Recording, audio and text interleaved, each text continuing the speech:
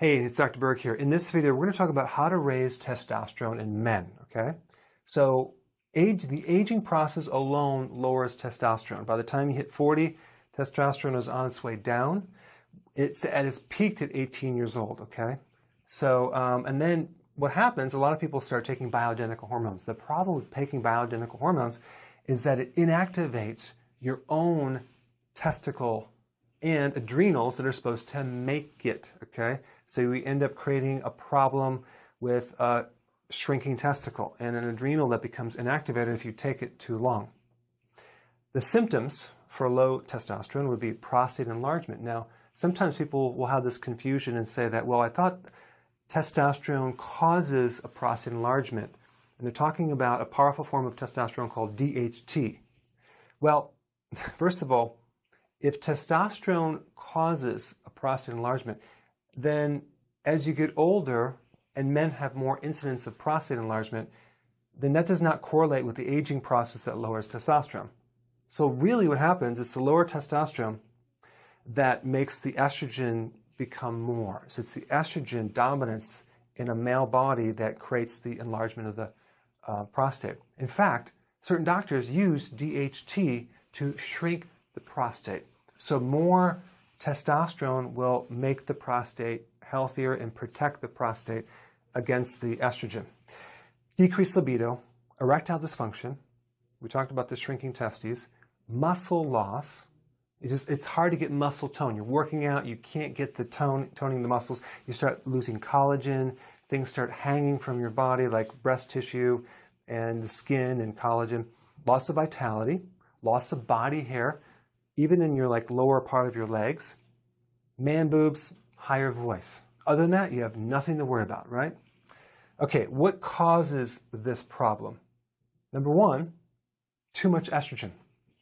It's in the meats, it's in the dairy products, it's in the food, GMO food. That's why you have to do organic, hormone-free. It's even in the water supply. There's estrogen if you do tap water. So that's why you have to get a filter and only drink filtered water. And most filters will get rid of the estrogen, but yeah, and it's in the water supply. Having liver be damaged. If you have a fatty liver, you're going to produce more estrogen, and that's going to lower testosterone, unfortunately.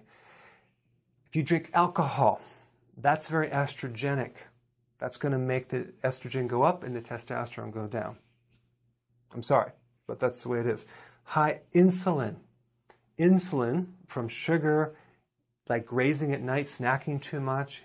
Like by the time you have dinner and you keep eating from that point while you're sitting there watching TV, it's going to spike insulin and it's going to lower testosterone. So you want to do 3 meals a day and that's it. Maybe even 2 meals a day. Low-fat diets, that'll do it. Medications, statins, high blood pressure medications, diabetic medications. Those are the 3 that really mess with this hormone.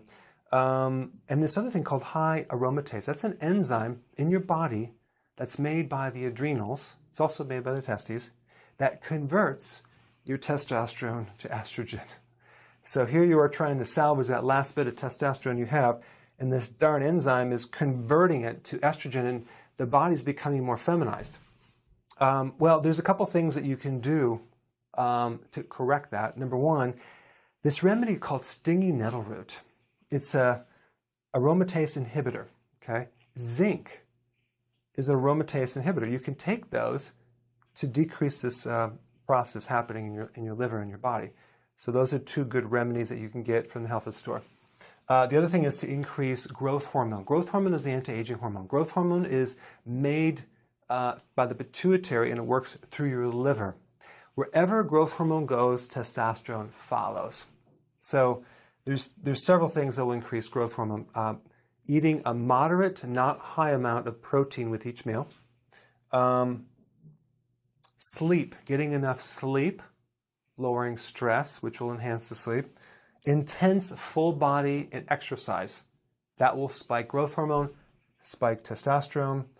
Deadlifts are the best workout to increase testosterone because you're using the upper body and lower body, but you have to get your form down and work up very gradually or you could hurt your back.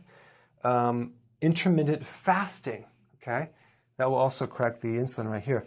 So not eating so frequent will help this as well. It's interesting. The whole thing is, it's like, I don't know who came up with this idea. We have to have 3 meals a day or 6 meals a day. You gotta want to eat when you're hungry. If you eat the right things, you're going to be more satisfied. You'll work off your own fat and you'll need to eat less. But you never want to eat if you're not hungry. Okay, anti-estrogenic foods. That would be cruciferous, okay? Kale, broccoli, Brussels sprouts, cabbage. Very, very important to clean out the estrogen, because it could be the estrogen that's holding down your testosterone. If you want something to enhance that, I have a product called Whole Cruciferous Food. It has all the cruciferous. You take about 6 of these, 3 to 6 a day, and that will help you to enhance these cruciferous foods. And then you want to decrease cortisol. Cortisol is a stress hormone from the adrenals, and that is kind of dependent on how much sleep that you get, but also sun. I had this guy, he had this pot belly, and all you have to do is go to Florida for 1 week in the sun, and it just comes right down. It's amazing. So a good amount of sun lowers cortisol. That will help shrink the belly as well. So that's another remedy. Yes, you can do vitamin D in the winter, but if you can get some sun, that would help lowering cortisol. Okay? So these are just some tips to help you enhance this hormone. So put your comments below. Thanks for watching.